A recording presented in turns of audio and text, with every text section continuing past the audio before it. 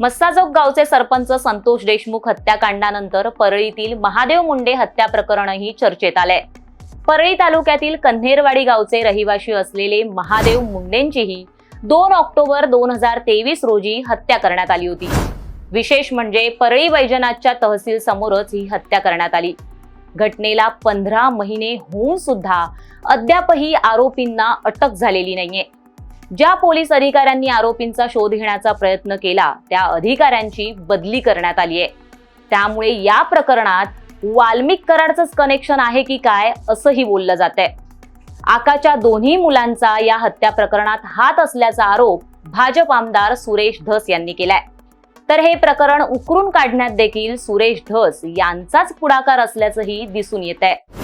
महादेव मुंडेंची हत्या होऊन 15 महिने झालेत, तरी एकाही आरोपीला शिक्षा तर सोडाच, पण अटकही झालेली नाहीये। महादेव मुंडेंच्या पत्नी ज्ञानेश्वरी मुंडे या न्यायाच्या प्रतीक्षेत आहेत। कराड टोळीचा आणि राजकीय नेत्यांच्या असलेल्या दबावामुळे हे प्रकरण शांत करण्यात आलं होतं। मात्र सरपंच संतोष देशमुख हत्याकांडानंतर हे प्रकरण देखील आता चर्चेत आलंय। महादेव मुंडे हे परळी येथील व्यावसायिक होते। परळी तालुक्यातील भोपला या गावचे ते रहिवासी आहेत।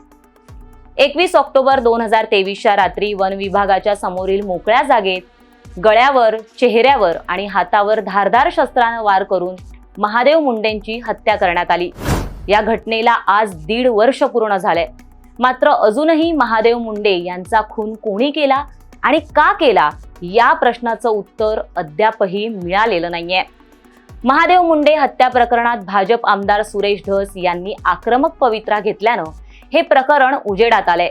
पोलिसांनीही या प्रकरणाची दखल घेत तपासाला आता सुरुवात केली आहे।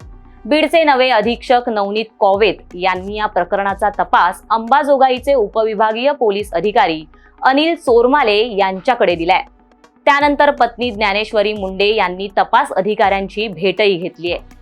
या भेटीत DYSP यांनी न्याय मिळेल असं आश्वासनही त्यांना यावेळी दिलंय। पत्नी ज्ञानेश्वरी मुंडे यांनी 3 दिवसांपूर्वी माध्यमांना दिलेल्या मुलाखतीत भूमिका मांडली आहे। त्या म्हणाल्या, माझा भाऊ राजकारणात आहे।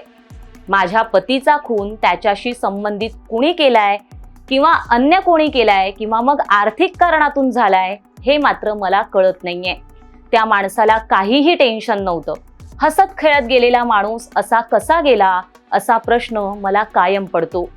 घटनेमध्ये 302चं कलम लागलं होतं। सगळं प्रकरण माझा भाऊ बघत होता, त्यामुळे मला पोलीस ठाण्यात जाण्याची गरजच पडली नव्हती। नंतर माझा भाऊ शांत बसला। तो का शांत बसला हे मला माहितीच नाहीये। माझा भाऊ शांत झाल्यामुळे मी आरोपी शोधून काढण्यासाठी PI कडे गेले। सध्याचे जे PI आहेत तेच PI होते।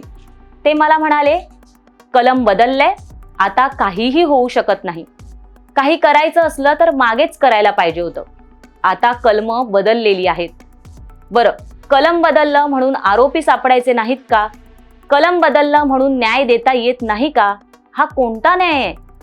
पोलिसांनी त्यांच्या वर्दीची ताकद दाखवायला पाहिजे होती। त्यांच्या नातेवाईकांसोबत असं झालं असतं तर ते शांत बसले असते का? हाच माझाही प्रश्न आहे। सुरेश धस यांनी बाजू मांडली। हा आशेचा किरण आहे। त्यांनी केलं ते चांगलंच केलं। त्यांनी मराठा वंजारी असा मतभेद केला नाही। वंजारा असो की मराठा, गुन्हा झालाय, त्याचे आरोपी पाहिजेत अशी भूमिका त्यांनी मांडली आहे। त्यांच्यामुळेच मी समोर आले आहे। माझ्या लेकरांचा बाप गेलेला आहे, त्यामुळे आरोपी सापडलेच पाहिजेत। या प्रकरणी मी मुख्यमंत्री तसंच पालकमंत्री यांची भेट घेणार आहे असं ज्ञानेश्वरी मुंडे यावेळी म्हणाल्यात। सुरेश धस यांनी या प्रकरणात सुशील कराड आणि श्री कराड यांचं नाव घेतलंय। महादेव मुंडेंची हत्या झाल्यानंतर वाल्मिक कराडचा मुलगा सुशील कराड आणि श्री कराड यांनी पोलीस निरीक्षक रवींद्र सानप, विष्णू फड, गोविंद भदाणे, भास्कर केंद्रे यांच्यासह 6 मोबाईल क्रमांकांवर अर्ध्या तासात 150 वेळा फोन केले होते। हत्या झाली तेव्हा हे फोन का केले गेले याचा तपास झालाच पाहिजे अशी मागणी धस यांनी केली आहे।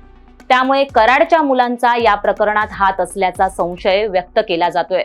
खरं तर बीडचे पोलीस प्रशासन हे कराडच्या इशाऱ्यावर चालत असल्याचं समोर आलंय। समोर येणाऱ्या ऑडिओ क्लिप्समधून कराड हा थेट पोलिसांना आदेश देत असल्याचंही निदर्शनास आलंय।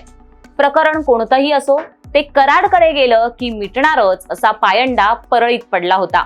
त्यामुळे दरोडा असो, हत्या असो किंवा मग खंडणीचं कोणतंही प्रकरण असो, या प्रकरणांकडे पोलीसही कानाडोळा करत होते.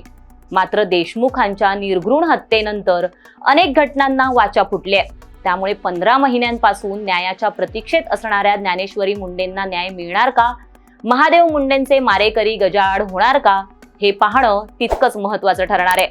अशाच घडामोडी जाणून घेण्यासाठी माय महानगर लाईव्हला सबस्क्राईब करायला विसरू नका.